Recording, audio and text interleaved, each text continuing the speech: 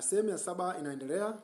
Tulikuwa tumeishia sehemu ya 6 finali, lakini muda nao ukawa mchache, maneno yakawa matamu zaidi, maandiko yakawa matamu ya kulea munyu, inabidi tuendelee sehemu ya 7. Kwa faa sana kwa njia kwanza, kwa kuwa wamekabidhiwa mahusiano Wayahudi hao katika Warumi 3:3. Na mstari wa 3 nimefika. Ni nini basi? Ikiwa baadhi yao hawakuamini, je, kutoamini kwao kutaibatili uaminifu wa Mungu? Hasha. Mungu aonekane kuwa amini na kila mtu muongo, kama ilivyoandikwa, ila ujulikane kuwa una haki katika maneno yako, ukashinde uingiapo katika hukumu. Kwa hawa Sabato na imani yao tutajua wakati Yesu atakaporudi. Tuko hai, tuwe tumekufa. Je, utaisikia sauti yake ya Yesu Kristo na kutoka mautini na kufufuka kutoka kwa wafu? Hapa ndio kipimo cha mwisho. Maana Biblia inasema wale watakaoisikia sauti yangu na wale waisikia sauti yangu wataamka kutoka mavumbini. Ambao ni wakina nani? Wakristo. Wasabato ni Wakristo, wanaitwa Wasabato, sio Wakristo. Na dini lolote inayojiita dini, dhehebu lolote, badala ya kujiita mfuasi wa Yesu Kristo, badala ya kujiita mtumwa wa Yesu Kristo, badala ya kujiita mwanafunzi wa Yesu Kristo, ndugu yangu,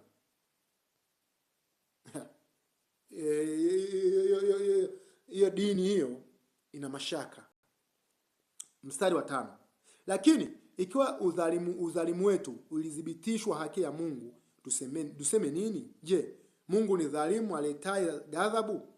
Nasema kwa jinsi ya kibinadamu.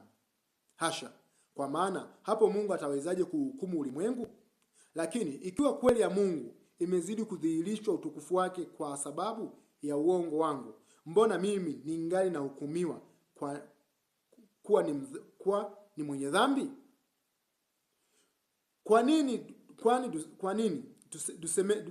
tusiseme kama tulivyosingiziwa na kama wengine wanavyokaza kusema ya kwamba twasema hivyo na tufanye mabaya ili yaje mema, ambayo kuhukumiwa kwao kuna haki. Leo kuna madhehebu yanasema Yesu Kristo alishawasamehe dhambi kwao, wao hata wakitenda dhambi wameshasamehewa. Kwa hiyo wanaendelea kuishi maisha yale yale ya dhambi, vitu ambavyo sio vya kweli, na hapa Biblia inakataa. Mstari wa 9. Ni nini basi? Tu bora kuliko wengine? Hata kidogo. Kwa maana tumekwisha kuwashtaki Wayahudi na Wayunani kwamba pia wamekuwa chini ya dhambi. Wayahudi na Wayunani walikuwa wakiamini Torati, wakiamini sheria ya Musa. Leo tukiwasema Wasabato wako chini ya laana, walaaniwa na wako kwenye dhambi, tutakuwa tumekosea? Hapana. Na tukisema tujakosea, watasema wewe unajiona wewe sio mdhambi, unaona wenzako wa dhambi, umewazidi nini? Cha kuwajibu nawaambia mimi nimewazidi kwa sababu niko katika Yesu Kristo. Sihesabiwi haki kwa matendo ya sheria, kwa sababu Torati imeandikwa, kama hujayatimiza yaliyo ndani yaliyoandikwa kwenye kitabu cha Torati umelaaniwa.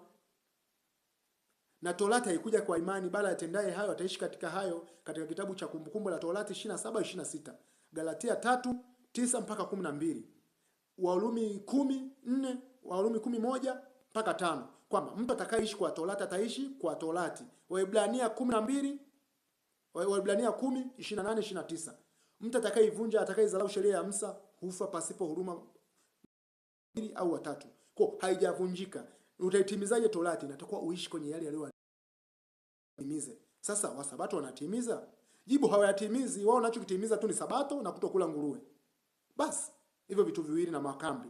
Na kwenye kula nguruwe kwenye 14:1 Kumbukumbu la Torati inasema msijitoge masikio yenu, maana nyinyi ni taifa takatifu kwa Bwana Mungu wenu, na Bwana Mungu amewachagua ninyi kuliko taifa lolote. Amekuchagua kuwa taifa teule kuliko mataifa yote yaliyo juu ya uso wa nchi. Kwa hiyo walikuwa wanaambiwa Wayahudi wa Israeli, hawakuambiwa Wasabato wa Marekani. Mbona sasa maandiko yanayumbishwa hata wanachokifanya wakielewa? Na ukija kwenye Sabato inasema siku ya 7 uitakaze, usifanye kazi yoyote, wala mnyama wako wala mgeni wako wala binti yako wala wanyama wako wa kufugwa. Siku hiyo wapumzike. Mbona hawafanyi hivyo? Siku ya Sabato hawawapi kuku maji, hawafugi kuku. Siku ya Sabato wamejenga hadi mahospitali. Hawaendi kumtibu mtu hospitali. Mtu akijifungua siku ya 7 hawamzalishi. Mafundisho ya ajabu hayo. Hawavunji vyote hivyo. Na kama wanafanya siku ya saba, mtu anakunywa dawa, mtu anaenda hospitali, mtu anaenda kujifungua, ng'ombe wake anakula, Torati haijavunjika? Jibu, Torati limevunjika, lifanyi kazi. Sasa ni kipi wanachokingangania? Sabato kuishika, ambao wameambiwa wapumzike, wasifanye kazi, wakae kwenye majumba yao, wameanzisha imani ni siku ya kuabudu. Hakuna sehemu yoyote sabato ni siku ya kuabudu. Ni siku ya kupumzika kwa Bwana, ustarehe tu. Hakuna andiko. Kama kuna msabato yote mwenye andiko kwamba ni siku ya kuabudu, alete. Ni siku ya, tena ni sio Jumamosi tu, ni Jumamosi na Jumapili. Ni siku ya starehe. Siku ya kwanza na siku ya pili ni siku ya kupumzika. Angalia kwenye Biblia yako. Na siku ya kwanza waadhimishwa. Na sio hao tu, na wengine makanisa mengine pia wanafuata yale maandiko wanayosoma. Na maandiko yamesema asiyatimiza yale maandiko amelaaniwa. Tuko kwenye Utatu Mtakatifu, sema mambo yamejichanganya hapa katikati, kwa hiyo inabidi tu tuvumiliane. Tunaendelea kupata madini mengine kidogo hapa kuhusu Sabato kwanza hapa. Maana kuna kitu Yesu amekiongea hapa kwenye ule utatu. Akasema hata kwenye Torati yenu imeandikwa. Kwa alikuwa na wajibu wale wa nani? Wayahudi wanaoamini Torati. Kwa hiyo katika huo utatu pia lazima, kwa kuwa amewazungumzia wa Sabato na Torati, lazima tuiangalie hii Torati. Maana wanasemaga Yesu alikuwa msabato. Wanasemaga Yesu alikuwa anaheshimu Sabato.